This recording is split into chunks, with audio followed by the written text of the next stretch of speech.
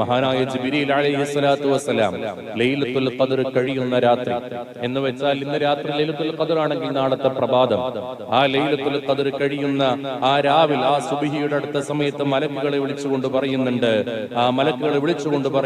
എല്ലാവരും തിരിച്ചു വരണം, എല്ലാവരും തിരിച്ചു പോരണം. ഭൂമിയിൽ നിങ്ങൾ ലൈലത്തുൽ ഖദ്റിന്റെ രാത്രിയിൽ മലക്കുകൾ പ്രകാശപൂരിതമാക്കിയ ഭൂമിയിൽ നിന്ന് ഇനി നിങ്ങൾ തിരിച്ചു പോന്നാലും നമ്മുടെ സമയം കഴിഞ്ഞു, നമ്മുടെ ഡ്യൂട്ടി കഴിഞ്ഞു എന്ന് പറയുന്നുണ്ട്.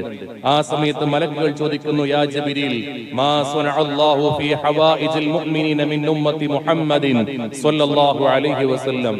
അതിമഹത്തരമായ ഈ രാത്രിയിൽ അല്ലാഹു സുബ്ഹാനഹു വ തആല നബി സ്വല്ലല്ലാഹു അലൈഹി വസല്ലം തങ്ങളുടെ ഉമ്മത്തിങ്ങൾക്ക് എന്താണ് നൽകിയത്? ഈ രാത്രിയിൽ നബി സല്ലല്ലാഹു അലൈഹി വസല്ലം തങ്ങളുടെ ഉമ്മത്തിങ്ങൾക്ക് എന്താണ് ലഭിച്ചത്? ഇന്നല്ലാഹ തആല നളറ ഇലൈഹിം വഅഫാ അൻഹും വഗഫറ ലഹും ഇല്ലാ അർബഅ. മനസ്സിലേക്ക് ആവർത്തിച്ചു വെക്കേണ്ട വാചകം. ഈ രാത്രിയിൽ അല്ലാഹു സുബ്ഹാനഹു വ തആല നബി സല്ലല്ലാഹു അലൈഹി വസല്ലം തങ്ങളുടെ ഉമ്മത്തിങ്ങളുടെ മുഖത്തേക്ക് നോക്കിയിരിക്കുന്നു, ഉമ്മത്തിങ്ങളിലേക്ക് നോക്കിയിരിക്കുന്നു. അവർക്ക് റഹ്മത്ത് ചൊരിഞ്ഞിരിക്കുന്നു, അവർക്ക് പാപമോചനം നൽകിയിരിക്കുന്നു, അവർക്ക് മാപ്പ് ചൊരിഞ്ഞിരിക്കുന്നു. ഇന്നത്തെ രാത്രിയിൽ ഇല്ലാ അർബഅ, 4 വിഭാഗത്തിനൊഴികെ.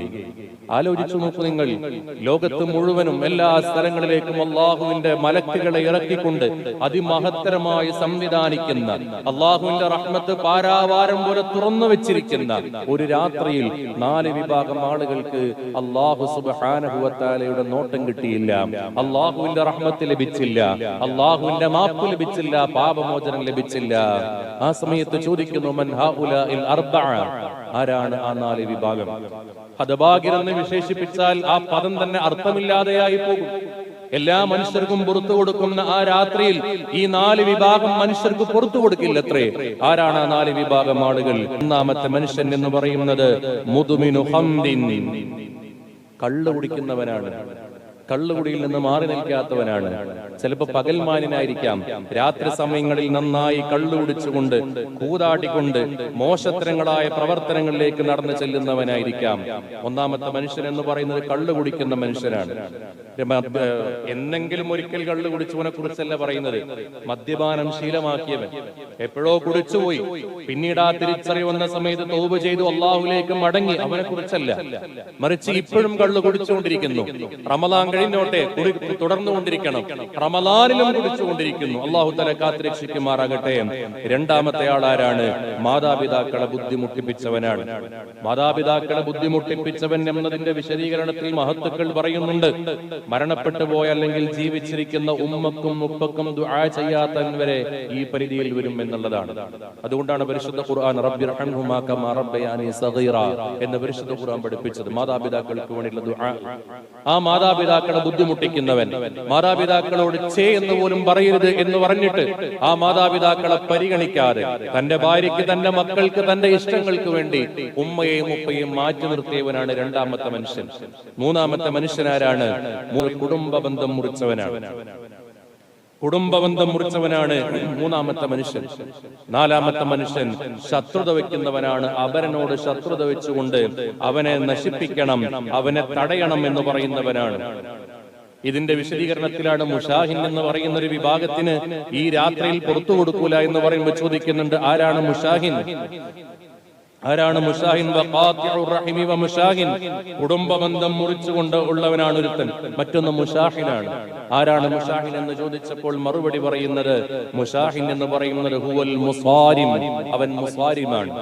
എന്ന് വെച്ചാൽ നമ്മൾ മനസ്സിലാക്കണം, അല്ലദീ ലാ യുകല്ലിമു അഖാഹു ഫൗഖ സലാസതി അയ്യാം, 3 ദിവസത്തേക്കാൾ കൂടുതൽ തന്റെ സഹോദരനോട് മിണ്ടാത്തവനാണ് മുഷാഹിൻ എന്ന് പറയുന്നവൻ. അല്ലാഹു തആല കാത്തുരക്ഷിക്കട്ടെ.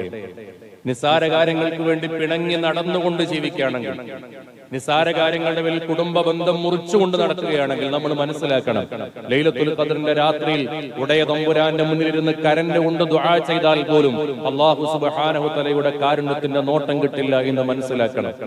അതുകൊണ്ട് മദ്യപാനം നിർത്തുക, കുടുംബ ബന്ധങ്ങൾ മുറിക്കുന്ന ശീലം ഇല്ലാണ്ടാക്കുക, മറ്റുള്ളവരെ തമ്മിൽ തല്ലിപ്പിക്കുന്ന ശീലവുമായി മുന്നോട്ട് പോകുന്നുണ്ടെങ്കിൽ ലൈലത്തുൽ ഖദ്ർ എന്ന് പറയുന്ന രാത്രി നമുക്ക് അന്യമായി പോകും. മാതാപിതാക്കൾക്ക് വേണ്ടി ദുആ ചെയ്തുകൊണ്ടിരിക്കുക. ഈ 4 വിഭാഗത്തിൽ നമ്മൾ നമ്മളുണ്ടോ എന്നത് നിരന്തരമായി നമ്മളോട് ചോദിക്കുക. മറ്റൊരാളെ നമ്മൾ അടയാളപ്പെടുത്തുകയില്ല, അവൻ ഇങ്ങനെയാണ് എന്ന് പറഞ്ഞ് അടയാളപ്പെടുത്തുകയില്ല. ഞാൻ ഇതിലുണ്ടോ എന്നുള്ളതാണ്. നമ്മുടെ കുടുംബത്തിൽ ആരോടെങ്കിലും മിണ്ടാത്തവരുണ്ടെങ്കിൽ മിണ്ടിക്കൊള്ളണം. നൊന്തു പ്രസവിച്ച ഉമ്മയോട് മിണ്ടാത്തവർ, സഹോദരന്മാരും സഹോദരിമാരും പലപ്പോഴും മിണ്ടാറ് നടക്കുന്നവർ. ഇങ്ങനെ മിണ്ടാറ് നടന്നിട്ട് നിസ്കരിച്ചിട്ട് എന്ത് കാര്യം? പള്ളിയുടെ ഭാരവാഹിയായിട്ട് എന്ത് കാര്യം? നാട്ടിലെ നന്മയുടെ കാര്യങ്ങളിൽ മുൻപന്തിയിൽ നിന്നിട്ട് എന്ത് കാര്യം? ജനങ്ങളുടെ കണ്ണിലുണ്ണിയായിട്ട് നിനക്ക് എന്ത് കാര്യം? അള്ളാഹുവിന്റെ മുന്നിൽ നിനക്കൊരു സ്ഥാനവുമില്ല, നിനക്കൊരു വിലയുമില്ല. അങ്ങനെയുള്ള നീ എന്തിനാണ് പിന്നെ ഈ രൂപത്തിലേക്ക് നടക്കുന്നത്? അതുകൊണ്ട് എന്റെ പ്രിയപ്പെട്ട മുഅ്മിനീങ്ങളെ, ലൈലത്തുൽ ഖദ്ർ പ്രതീക്ഷിക്കുന്ന രാവിൽ പോലും അള്ളാഹുവിന്റെ കാരണം ലഭിക്കാത്തൊരു വിഭാഗം എന്ന് പറയുന്നത് പരസ്പരം മിണ്ടാത്തവനാണ്. ആ മിണ്ടാത്ത വിള്ളലുകൾ നമ്മൾ ഇല്ലാതെയാക്കിയേ പറ്റൂ. അതിനുള്ള ശ്രമങ്ങൾ നമ്മൾ ഉണ്ടാക്കിയേ തീരൂ. നബി സല്ലല്ലാഹു അലൈഹി വസല്ലം തങ്ങൾക്ക് ഏറ്റവും ഇഷ്ടപ്പെട്ട കാര്യം കുടുംബ ബന്ധങ്ങളെ പുലർത്തുന്നവനാണ്.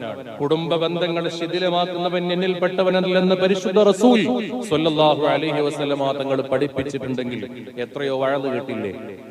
എത്രയോ രാത്രികളിലും പകലുകളിലും വഴല് കേട്ടില്ലേ? എന്നിട്ടും കൽബൊന്നും മാറിയില്ലല്ലോ. ആലോചിക്കുക, ഇന്നലെ ഉണ്ടായിരുന്ന പലരും ഇന്നില്ല, മിനിഞ്ഞാന്നുണ്ടായിരുന്ന പലരും ഇന്നില്ല. നാളത്തേക്ക് നമുക്കിതെല്ലാം ഒന്ന് തീർക്കാം എന്ന് കരുതി വെച്ചാൽ അന്നത്തേക്ക് നമ്മൾ ഉണ്ടാകണം എന്നില്ല. അതുകൊണ്ട് കഴിയുമെങ്കിൽ ഇന്ന് തന്നെ നമ്മളോട് പിണങ്ങിയവരോടൊന്ന് മിണ്ടുക, അവരോടൊന്ന് മിണ്ടാൻ വേണ്ടി ചെല്ലുക. ചിലപ്പോൾ മിണ്ടാൻ ചെല്ലുന്ന സമയത്ത് അവർ നമ്മളെ പരിഗണിച്ചില്ലെന്ന് വരാം. അങ്ങനെ വന്നാലും അള്ളാഹുവിനോട് നമുക്ക് പറയാം, എന്റെ ഭാഗം ക്ലിയർ ആണ്, ഞാൻ മിണ്ടാൻ വേണ്ടി പോയിട്ടുണ്ട്, മിണ്ടാൻ വേണ്ടി ഞാൻ ശ്രമിച്ചിട്ടുണ്ട്, പിന്നെയും മിണ്ടാത്തവൻ അവനാണ് എന്ന് പറഞ്ഞ അള്ളാഹുവിന്റെ മുന്നിൽ നമുക്ക് രക്ഷപ്പെടാനുള്ള ഒരു ഭാവമെങ്കിലും നമുക്ക് തുറക്കാൻ പറ്റും. അതുകൊണ്ട് എന്റെ സ്നേഹജനങ്ങളോട് വളരെ സ്നേഹത്തോടു കൂടി ഓർമ്മപ്പെടുത്തുകയാണ്, നിസ്കരിക്കുക, നോമ്പനുഷ്ഠിക്കുക, ധാരാളം സൽക്കർമ്മങ്ങൾ ചെയ്യുക എന്നതിനേക്കാളൊക്കെ പ്രധാനപ്പെട്ടത് തന്നെയാണ് മറ്റൊരാളോട് മിണ്ടുക, മറ്റൊരാളോട് പിണങ്ങാതിരിക്കുക എന്നുള്ളത്. അർറാഹിമൂൻ, നിങ്ങൾ പരസ്പരം റഹ്മത്ത് ചൊരിയുക, നമ്മളോട് പിണങ്ങിയവരോടൊന്ന് മിണ്ടുക. അങ്ങനെ മിണ്ടാൻ നമുക്ക് കഴിഞ്ഞില്ലെങ്കിൽ പിന്നെ എങ്ങനെയാണ് റബ്ബ് നമ്മളോട് മിണ്ടുന്നത്? നമ്മളോട് തെറ്റ് ചെയ്തവരോട് പൊറുക്കാൻ നമുക്ക് കഴിഞ്ഞില്ലെങ്കിൽ പിന്നെ എങ്ങനെയാണ് നമ്മുടെ റബ്ബ് നമുക്ക് പുറത്തു നൽകുന്നത് എന്ന് ചിന്തിച്ചുകൊണ്ട് ഈ റമളാനിൽ നമുക്ക് പറയാനുള്ള ഒരു കാര്യം, 2026 റമളാനിൽ എന്നോട് പിണങ്ങി നിന്ന ഈ മനുഷ്യനോട് ഞാൻ മിണ്ടിയ റമളാനാണ് എന്നെങ്കിലും നമുക്ക് പറയാൻ കഴിയണം. അതുകൊണ്ട് ഈ 4 വിഭാഗത്തിൽ പെടാതിരിക്കാൻ സാധുക്കളായി നമ്മളൊക്കെ ശ്രദ്ധിക്കണം എന്ന് മാത്രം ഓർമ്മപ്പെടുത്തിക്കൊണ്ട് ഞാൻ എന്റെ വാക്കുകൾ ഉപസംഹരിക്കുകയാണ്.